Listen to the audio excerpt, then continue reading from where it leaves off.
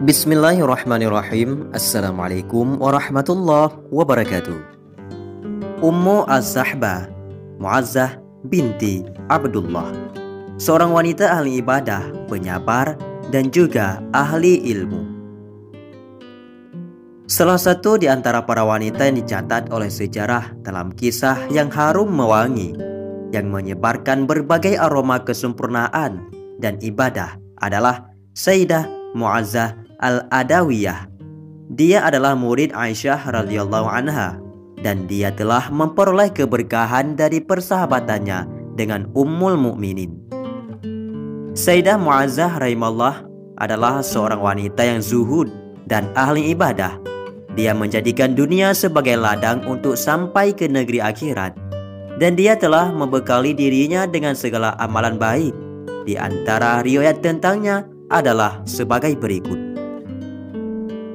Apabila siang menjelang, Sayyidah Muazzah rahimallah berkata, "Ini adalah hari di mana aku akan meninggal dunia."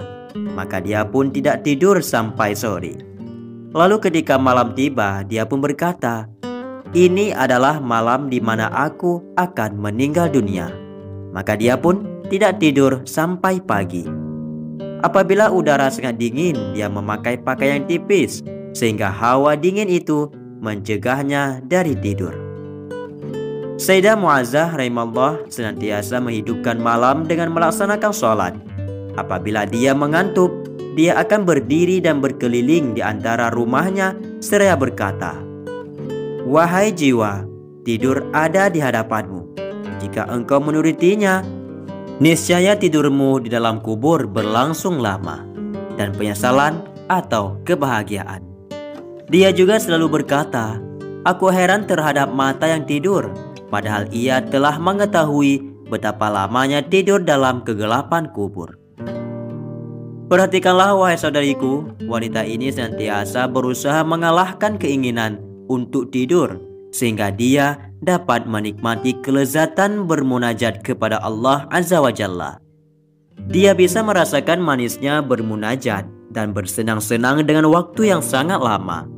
Pada saat wanita mukminah ini hanya mengingat Rabb-nya yang telah memberikan taufik kepadanya dan menjadikan kedua kakinya berdiri tegak di hadapannya. Sebagaimana dia memiliki sifat zuhud dan ahli ibadah, dia juga termasuk golongan wanita mukminah yang penyabar.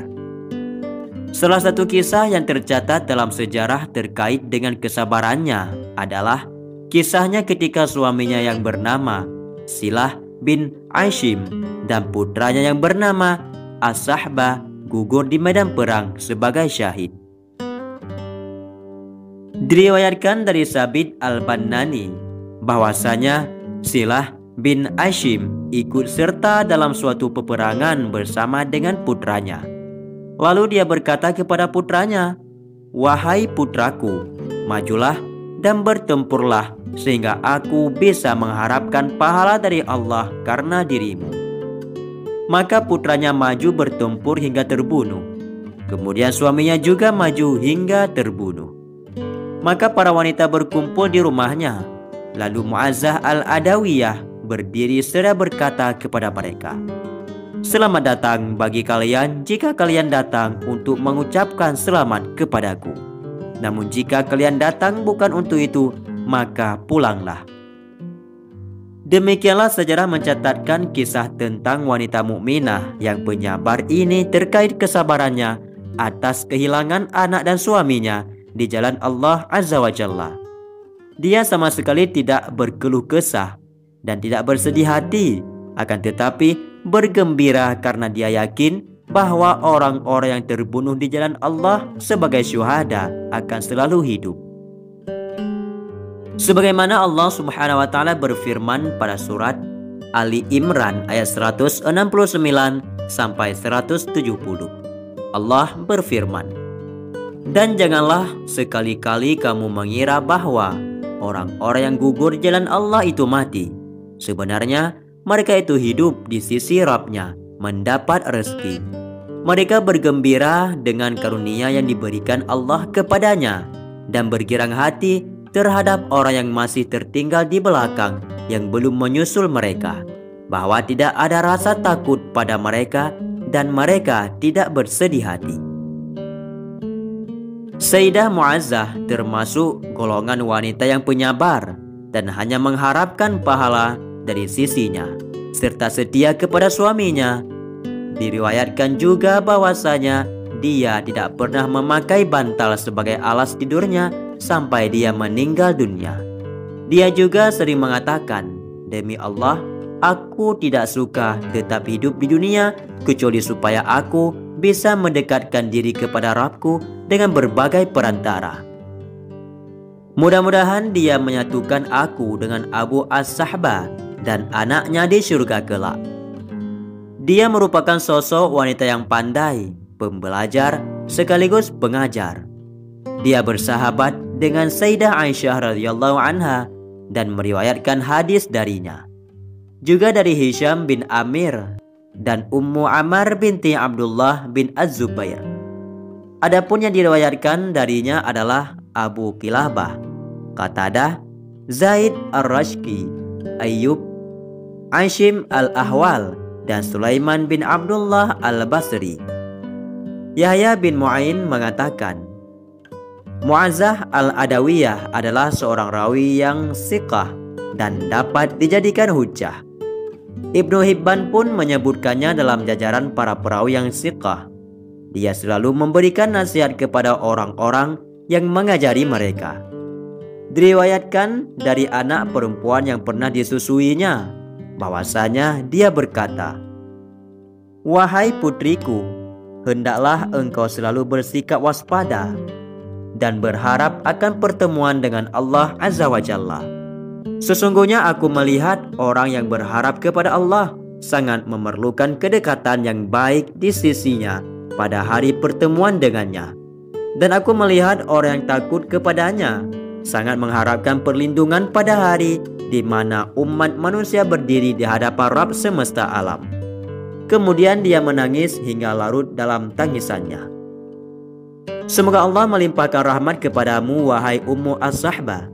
Engkau masih saja menangis meskipun ketaatan dan keutamaanmu sangat banyak sekali. Sementara mata kami selalu kering, padahal amalan kami sangatlah berkurang. Kami memohon kepada Allah agar Dia menganugerahkan kepada kita hati yang senantiasa takut dan mata yang selalu basah dengan air mata.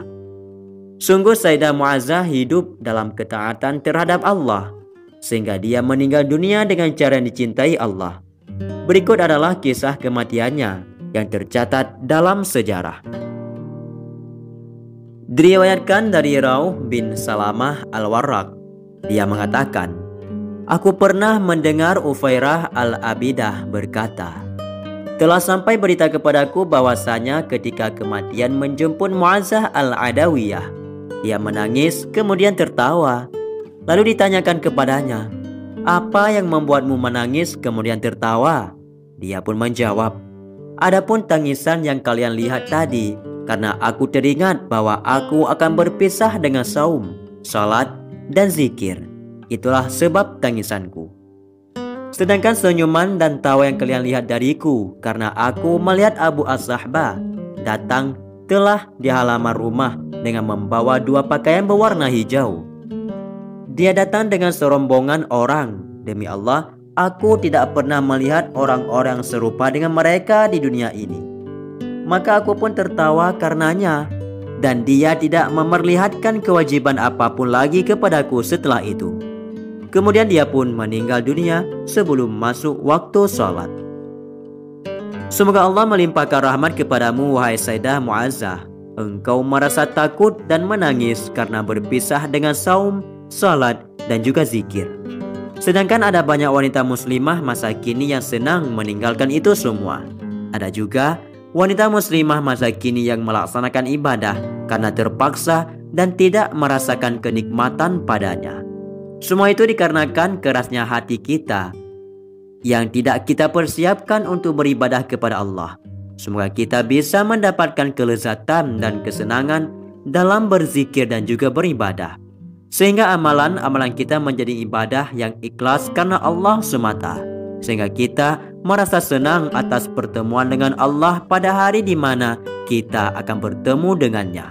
Bukan sekedar kebiasaan yang telah kita lakukan sejak kecil.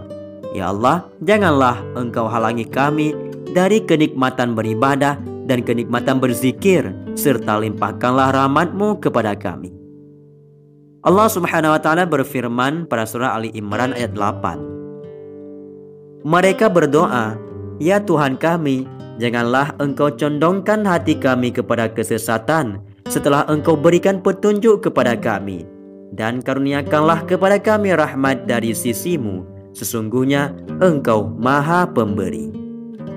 Kawanku semua, itulah segelas kisah tentang wanita muslimah yang ahli ibadah, penyabar, dan juga ahli ilmu, yaitu Ummu As-Sahbah Mu'azzah binti Abdullah.